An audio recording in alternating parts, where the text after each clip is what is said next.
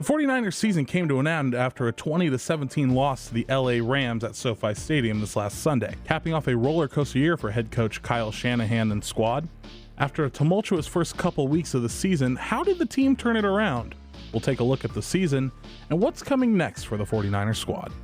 Let's start at the NFL draft. 49ers gave up significant draft haul to take Trey Lance with the 3rd overall pick.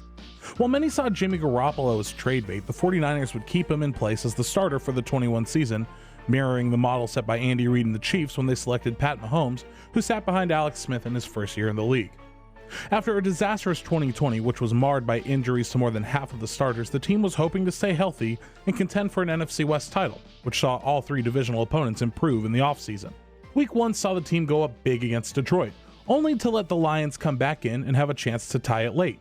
The first touchdown of the season, Trey Lance to Trent Sherfield. Shanahan said he would have certain sets of Trey Lance-specific plays to run, trying to give the young man some confidence. The team would lose starting running back Raheem Mostert and Jason Verrett to season-ending injuries, and Drake Greenlaw for a significant amount of time. Week 2 saw the 49ers hang on in Philly, going up 17-3 in the 4th, before allowing the Eagles to make it close at the end. Garoppolo played the game manager role, an 11-yard touchdown reception by Juwan Jennings, and a 1-yard sneak and a Robbie Gould field goal. The first loss of the year came in Week 3 to the Packers at home on Sunday night. Playing from behind most of the game, Kyle Juszczyk scored with 34 seconds left, which was plenty of time for Aaron Rodgers to attack the undermanned and outclassed Niners secondary. Josh Norman attempted to fill a role in this secondary, but his best days were behind him. A loss to Seattle set an uneasy feeling in Santa Clara, as Jimmy Garoppolo would not play in the second half after suffering yet another injury, as well as tight end George Kittle. Finally, the faithful would see Trey Lance run the offense. Down 21-7 with a sputtering offense, Lance would hit a wide-open Deebo Samuel to bring it closer. The two would connect in garbage time, but the loss was already sealed by then, and Jimmy G would be out the next week, so Lance got the start against Arizona. But the offensive ineptitude continued, despite a better defensive performance, and the rookie would lose in his first start 17-10. Not only that, but he would also injure his leg and miss some time. Thankfully, the bye week came and Garoppolo would return to his starter role, while Lance's minor injury healed. The Colts would come into town after starting their year a disappointing 2-4. In a perennial downpour, the 49ers were ousted by bad passing from Garoppolo, who had 2 picks on the night, and 2 other turnovers on the night, shoddy special teams play and more, helped Indy take the win. But the Niners bounced back the next week, along with Garoppolo. Playing well in his hometown Chicago against a sputtering Bears team, Deebo Samuel would break out in this game, but a little bit more on him later. The season would reach its lowest point next week. Arizona was coming into Levi's without their 2 best players in Kyler Murray and DeAndre Hopkins.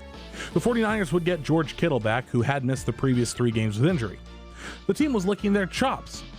However, fill-in starter Colt McCoy would dice up those 49ers for 17 unanswered first-half points, which was also marred by turnovers and special team blunders again by the 49ers.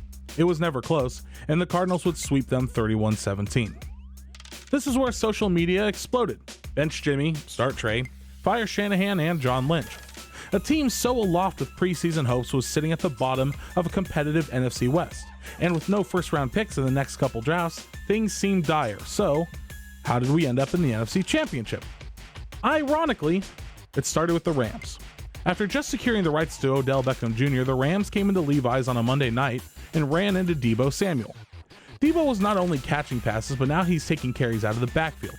That breakout game in Chicago, he would keep on rolling. He would score twice on the night, both on the ground and through the air, to skunk the heavily favored Rams 31-10. After an away trip to Jacksonville that saw the team rout the bottom of the league, they were back at 500 with a huge game against the Vikings on deck. The Vikings were in the wildcard hunt, and now so were the 49ers. A back-and-forth game saw the boys in red win 34-26 after another big game from Deebo Samuel. However, the offense had finally started to drive. Rookie running back Elijah Mitchell scored, as well as surprisingly efficient breakout third receiver Juwan Jennings. They were finally back in the hunt. The end of the season loomed, and if they won 4 of their next 6 games, they would make it in. A loss to Seattle on the road started the stretch, 30-23. The Niners had the ball on the 1-yard line at the end, but couldn't get in to tie or potentially win. Once again, the team was marred by special teams blunders, and the team turned the ball over 3 times, 2 in the air by Garoppolo. Still on the road, the Niners had to face a very good Cincinnati team. Resurgent with Joe Burrow and rookie Jamar Chase, the offense started well enough against them. Taking a 17-6 halftime lead, yet again the Niners let the opponents back into the game. With 1:20 left in the game, Burrow connected with that rookie Jamar Chase to tie it. The Bengals do get first possession in overtime, and they kick a field goal to take a 23-20 lead. With only one drive left to tie it or win it, Jimmy G would lead the offense down the field, and sophomore year Brandon Ayuk would take to the air to fly into the end zone on a dramatic last play to take the win. Still alive. The Falcons came into town and were completely outclassed defensively. Nick Bosa came back from injury this year and made Matt Ryan's day a living hell, as well as most offensive lines. The Niners would walk with a 31-13 win. They would face a short week after the Falcons, and it was a road game to Tennessee on Thursday night. While it was not immediately known at the time, Garoppolo would injure his throwing hand in the second quarter. 2 monster interceptions in the second half allowed the Titans to take the lead. While Deebo Samuel would do his best Superman impression, carrying the team on his back on the final drive to retie the game, it was the secondary who allowed Ryan Tannehill to carve them up on the last drive, allowing Randy Bullock to kick the winning field goal. A Houston team who had mustered a little bit of momentum was next, but drama surrounded the Niners, as Jimmy G couldn't play with his injured hand. Tray time once again. After not seeing any real game action since his start against Arizona in Week 5, the rookie took the reins. However, it looked very bad to begin. A sorry first half performance from both teams had the Niner fans worried. However, after calming down, Lance would dazzle. 249 yards total and 2 touchdowns would lead the Niners to a 23-7 win. They controlled their destiny heading into the last week of the season and into LA to try to secure the playoffs. Despite social media's urging, Jimmy G would play with the injured thumb. Needing a win to get in, the Niners put up another sorry performance in the first half, trailing 17-3 only barely from the foot of Robbie Gould going into the third. However, they would get the ball to start, and Deebo would get on his bike again, running in a long touchdown and throwing a touchdown to Jawan Jennings to tie it in the third. Matthew Stafford, who was having a great first half after coming in from Detroit and joining LA in the offseason, had struggled in the second half, but did just enough to take the lead with a touchdown pass to Cooper Kupp with 1:26 remaining. Jimmy G would silence the hate on that day by leading a huge touchdown drive to tie it with 26 seconds left. The Niners would get the ball first in overtime, drive it into Rams territory, sputter out inside the red zone, and kick a Robbie Gould field goal to take the lead. The Rams got the ball back, however. It was rookie Ambry Thomas, who many thought was not ready to start for the team, let alone start this game, picking off Matt Stafford while covering Odell Beckham Jr. to send the Niners to the playoffs. Well, let's talk about those playoffs real quick. They rolled into Dallas, looked great in the first, offense sputtered, but Dallas blew it late. Rolled into Green Bay, offense stunk, defense looked great, special teams saves the day, and it sends them to the NFC Championship. And here's where we have last night's game. What is there to say? They took a 17-7 lead into the fourth quarter, but the offense looked putrid in the last half of the game. Deebo didn't get any targets, Garoppolo made 2 terrible throws, and the Rams go on to the Super Bowl. Yet this writer is okay with this. Why am I okay with the performance of this year? Well, let's go back to that bottom point. 3-5 after getting skunked by replacement players from Arizona. Why am I okay with how this turned out? Well, the Niners would win 9 of their next 11 games to make it to the NFC Championship. That's a hell of a turnaround. And while Garoppolo didn't look flashy in many, he looked good enough to not lose. However, that's why they drafted Trey Lance. He's supposedly supposed to look better than Garoppolo. And in the few flashes we saw, he looks like he needs to calm down, needs some more game experience, which kind of comes down to Kyle Shanahan's planning for these games.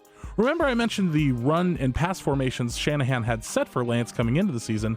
Those were quickly abandoned after the young man got hurt after the game in Arizona.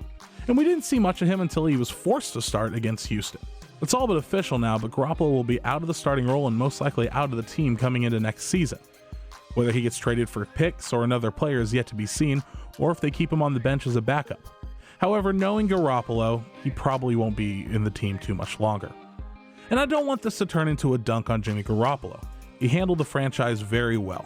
He turned it around from a 2-14 team, and he sent him to 2 NFC championships and 1 Super Bowl in 3 years.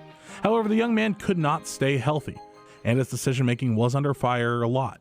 However, he always handled the media, the press, the fans very well, and led the team like a quarterback should. And as much as we criticize Kyle Shanahan and John Lynch for their drafting, they've drafted guys of high character, minus Reuben Foster. It's easy to look at the negatives after a loss, but I'd like to look at the positives. Running back Elijah Mitchell looks like an absolute stud, and if Raheem Mostert comes back next year, that's a great 1-2 punch for the starting offense. Brandon Ayuk, after not getting involved nearly as much as he did in the first year of his contract, finally looks like he was part of the offense the last 2/3 of the season. Jawan Jennings was a nice surprise, and Deebo Samuel turned into an MVP-like character. Scoring in both passing and running plays, he looks like a tool that can fix it all. Defense remains to be the question. It's not the front four, led by Nick Bosa, Eric Armstead, and Samson Ebukam, who came in from LA in the offseason. The front four look fine. When healthy, the linebacker core is the best in football. Fred Warner, Azeez Al-Shaair, and Dre Greenlaw are absolute hitters. It's the secondary that needs help. Jaquiski Tartt and Jimmy Ward are fine at what they do, and Ambry Thomas was a nice surprise, and he's looked better and better as games went on. It's yet to be seen if Jason Verrett returns to his full health, but it's safe to say I think the 49ers will be targeting some secondary help in the upcoming draft. Overall, I think this season was a success. Getting the win on the road against Dallas in the playoffs was the season for me. Anything after that was icing on the cake. So while we lost in heartbreaking fashion, I'm actually pretty hopeful for the next couple seasons. It's yet to be seen if Trey Lance comes in and runs the offense like the superstar he's been promised, but I am thankful for the 49ers this year. Why is that?